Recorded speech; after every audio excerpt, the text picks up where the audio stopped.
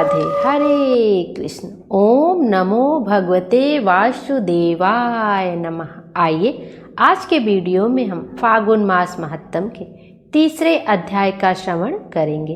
तीसरे अध्याय का श्रवण करने से पहले हम भगवान कृष्ण की एक प्यारी सी कथा का आनंद लेंगे, जिस कथा को सुनकर हमारा मन शांत और भाव विभोर हो जाएगा। यह कथा हमें समझाती है कि भगवान श्री कृष्ण के अनेकों रूप थे और उन्होंने अपने अनेकों रूप में कितने लोगों का उद्धार किया है। उनमें से यह कथा उनके बाल रूप की है। बोलो कृष्ण कन्हैया की जय। आइए अब श्री कृष्ण भगवान की पावन कथा का श्रवण करते हैं। यह बात उस समय की है जब भगवान श्री कृष्ण बालक के रूप में थे और वह इस धाम में निवास करते थे। कान्हा जी का मनमोहक चेहरा देखने के लिए दूर दूर से लोग आते थे और उनके दर्शन करते थे। यशोदा मैया हमेशा अपने लल्ला की नज़र ही उतारती रहती थी। कान्हा जी की बाल लीलाओं के बारे में सुनकर ब्रजधाम, मथुरा, बरसाना आदि के लोग कान्हा को देखने के लिए आते, फिर उनके सुंदर रूप का वर्णन करते रहते। उसी ब्रजधाम में एक सुखिया नाम की मालिन आती थी। वह फल, फूल और सब्जी बेचकर अपना गुजारा किया करती थी। और उसी ब्रजधाम में सुखिया जब गोपियों से मिलती तो वह गोपियाँ नंद जी के लाला के बारे में ही हमेशा बातें किया करती। तब यह सुन सुनकर सुखिया को बड़ा ही आनंद आता था। वह उन गोपियों के पास बैठकर बाल कृष्ण लीला सुनती ही रहती, पर उसका मन कान्हा जी के दर्शन को तरसता रहता था। वह हमेशा ही कान्हा के दर्शन करने के लिए घंटों तक नंद बाबा के महल के सामने खड़ी रहती, लेकिन उसे श्री कृष्ण के दर्शन कभी नहीं हुए, क्योंकि यशोदा मैया तो कान्हा जी को अकेले बाहर जाने ही नहीं देती थी, क्योंकि कान्हा जी ने छोटी सी उम्र में ही कई बड़े बड़े कारनामे कर दिखाए थे। अनेकों राक्षसों का वध कर दिया था। कान्हा जी तो जगत के पालनहार थे, लेकिन यशोदा मैया के लिए उनके छोटे से तो लल्ला ही थे। इसलिए वह डर के मारे कभी भी कान्हा को बाहर नहीं आने देती। तब सुखिया घंटों तक नंद बाबा के महल के सामने खड़ी रहती। जैसे ही सूर्य अस्त होने को होता, तब वह निराश होकर अपने घर को लौट जाती और घर जाकर भी घर के कार्य करते समय और रात को भी जब सोती तो नंद जी के लाला के बारे में ही सोचती रहती थी। तब भगवान श्री कृष्ण तो अंतर्यामी हैं, उन्हें सब कुछ पता चल गया कि उनकी एक सुखिया नाम की परम भक्त है, जो दर्शन के लिए घंटों महल के सामने खड़ी रहती है, फिर भी उसे मेरे दर्शन नहीं प्राप्त हो रहे हैं। तब भगवान ने सोचा कि उन्हें दर्शन तो देना होगा और दर्शन देने का निश्चय कर लिया। अगले दिन सुखिया ने नंद जी के महल के सामने आवाज़ दी कि फल ले लो, फल ले लो। तब सुखिया की आवाज़ सुनकर कान्हा जी बाहर दौड़े चले आए और दौड़ते हुए सुखिया के पास पहुँच गए। अब कान्हा जी के माया से घर में किसी को कुछ भी पता नहीं चला, पर कान्हा जी को देखकर सुखिया की खुशी का कोई ठिकाना नहीं रहा। वह बहुत ही खुश हुई और नन्हे कृष्ण को बहुत सारे फल दे दिया। उस समय कान्हा जी बहुत छोटे थे, उनके हाथ में फल आ ही नहीं पाते थे। फिर भी उन्होंने थोड़े थोड़े करके सारे फल ले लिए और सुखिया से कहने लगे कि मैया, मैं आपको इसकी कीमत चुका देता हूँ। यह कहकर कान्हा जी महल के अंदर चले गए और वहाँ जाकर मुट्ठी भरकर अनाज लाने की कोशिश करने लगे। उनकी छोटी छोटी मुट्ठियाँ थीं तो सारा अनाज रास्ते में ही बिखर जाता और जब सुखिया तक पहुँचते तो उनके हाथ में 2-4 दाने ही बच पाते। तब सुखिया ने उनके हाथ से वह 2-4 दाने लेकर ही बहुत खुश हुई, क्योंकि उसे खुशी इस बात की थी कि आज उसने अपने हाथों से अपने भगवान को फल दिए और भगवान ने वह फल खाए भी। भगवान के दर्शन पाकर सुखिया बहुत ही खुश थी। वह मुस्कुराती हुई 2-4 दाने अनाज के लेकर अपने घर को चल पड़ी। उसके फल की टोकरी खाली थी, क्योंकि उसने सारे फल तो कान्हा जी को दे दिए थे।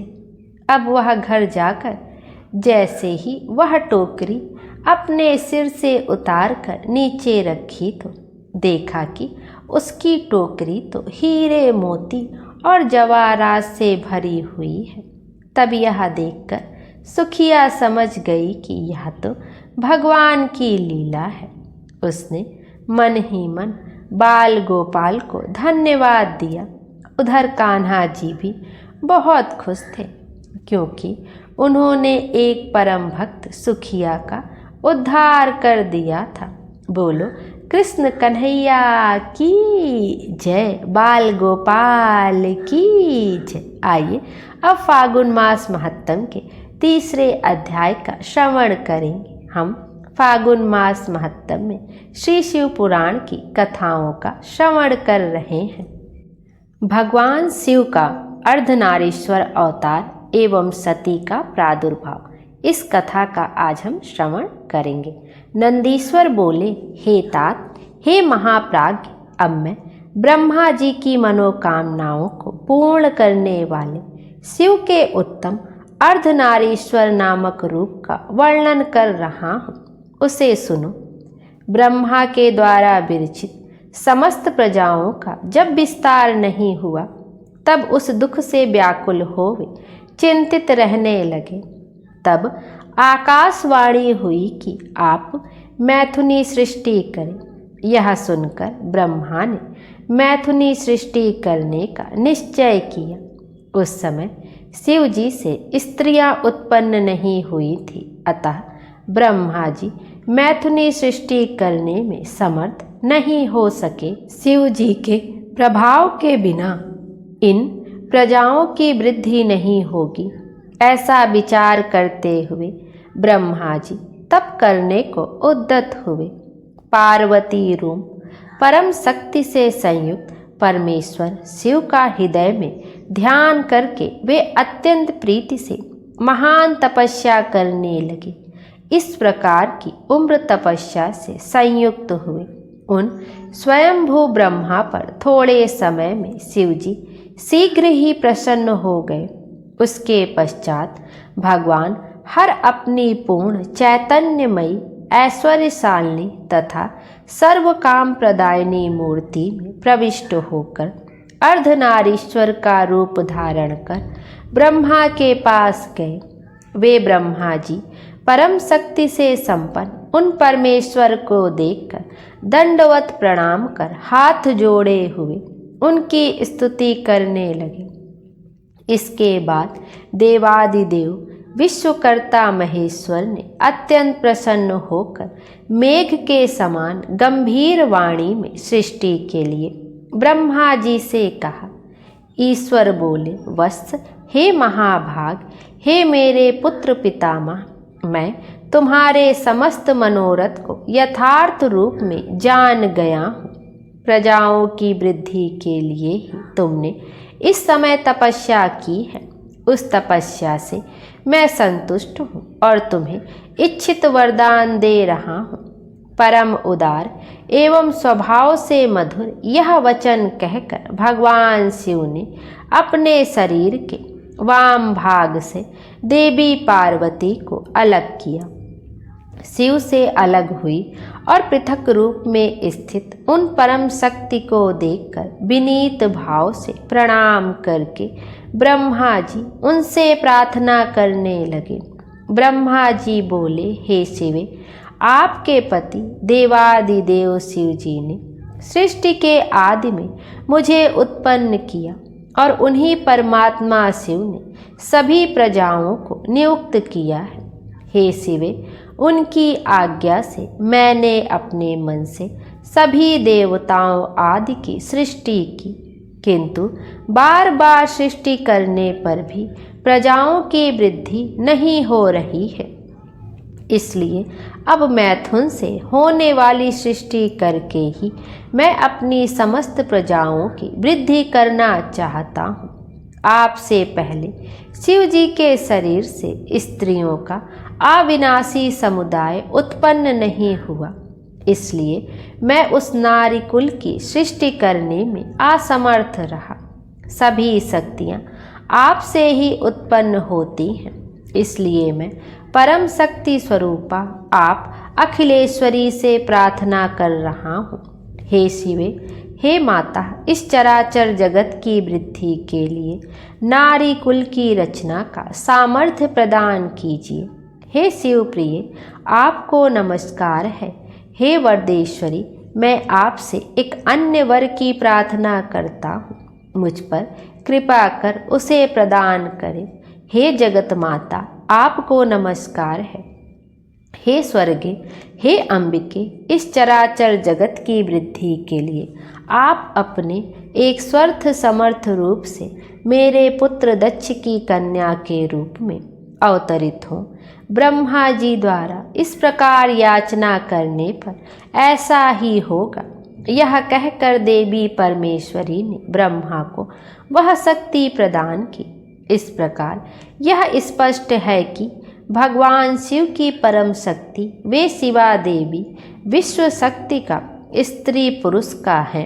उन्होंने अपनी बाहों के माध्यम से अपने ही समान कांति वाली एक दूसरी शक्ति का सृजन किया। उस शक्ति को देखकर देवताओं में श्रेष्ठ कृपा सिंधु लीलाकारी महेश्वर हंसते हुए उन जगत माता से कहने लगे। शिव जी बोले, हे देवी परमेष्ठी, ब्रह्मा ने तपस्या के द्वारा आपकी आराधना की है, अतः आप प्रसन्न हो जाइए और उन प्रेम पूर्वक उनके सारे मनोरथों को पूर्ण कीजिए। तब उन देवी ने परमेश्वर शिव जी की आज्ञा सिरोधार्य करके ब्रह्मा जी के प्रार्थना अनुसार दक्ष पुत्री होना स्वीकार कर लिया। हे मुने, इस प्रकार ब्रह्मा को अपार शक्ति प्रदान करके वे शिवा शिव जी के शरीर में प्रविष्ट हो गई और प्रभु शिव भी अंतर ध्यान हो गए। उसी समय से इस लोक में सृष्टि कर्म में स्त्रियों को भाग प्राप्त हुआ। तब वे ब्रह्मा जी बहुत प्रसन्न हुए और मैथुनी सृष्टि होने लगी। हे तात, इस प्रकार मैंने आपसे शिव जी के अत्यंत उत्तम तथा सज्जनों को परम मंगल प्रदान करने वाले इस अर्ध नारी और अर्ध नर रूप का वर्णन कर दिया। जो इस निष्पाप कथा को पढ़ता अथवा सुनता है, वह इस लोक में सभी सुखों को भोग कर परम गति प्राप्त कर लेता है। प्रेम से बोलिए भगवान शंकर की जय। आगे की कथा, जिसमें हम 12 कल्प के प्रथम से 9वें द्वापर तक हुए व्यासों एवं शिव अवतारों का वर्णन अगली कथा में श्रवण करेंगे। शंकर भगवान की जय।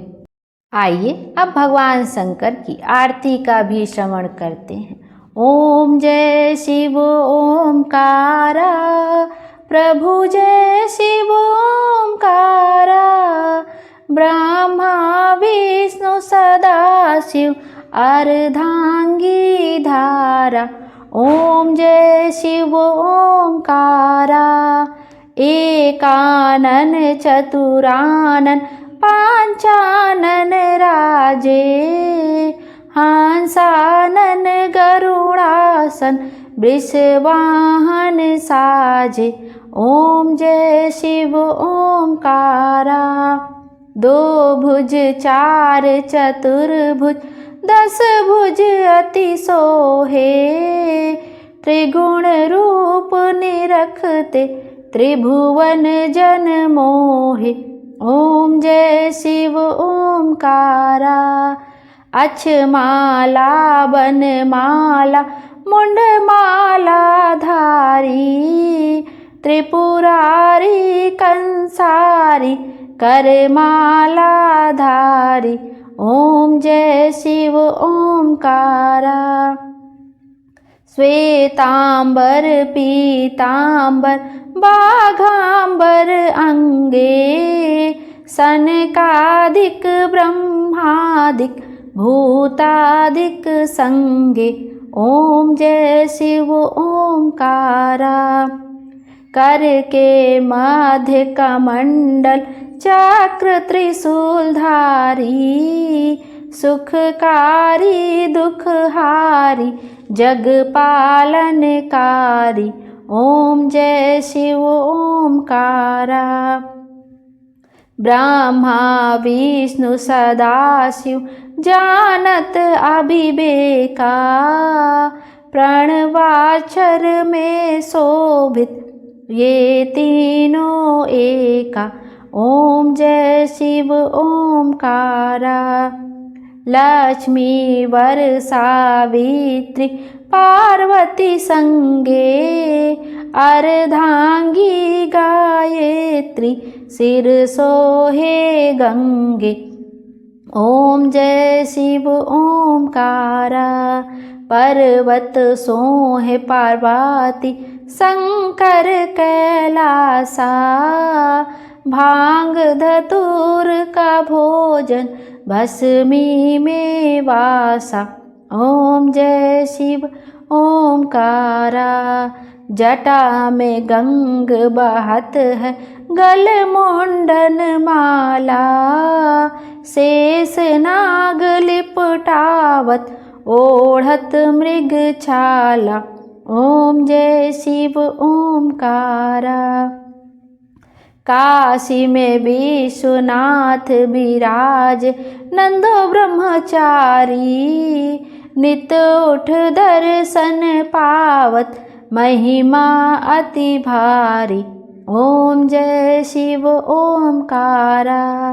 त्रिगुण स्वामी जी की आरती जो कोई नर गावे, कहत शिवानंद स्वामी सुख संपत्ति पावे। ओम जय शिव ओंकारा। बोलिए भगवान शंकर की जय, माता पार्वती की जय। शंकर भगवान हम सब की मनोकामना पूर्ण करें और हमारे जीवन को खुशियों से भर दें। Thank you.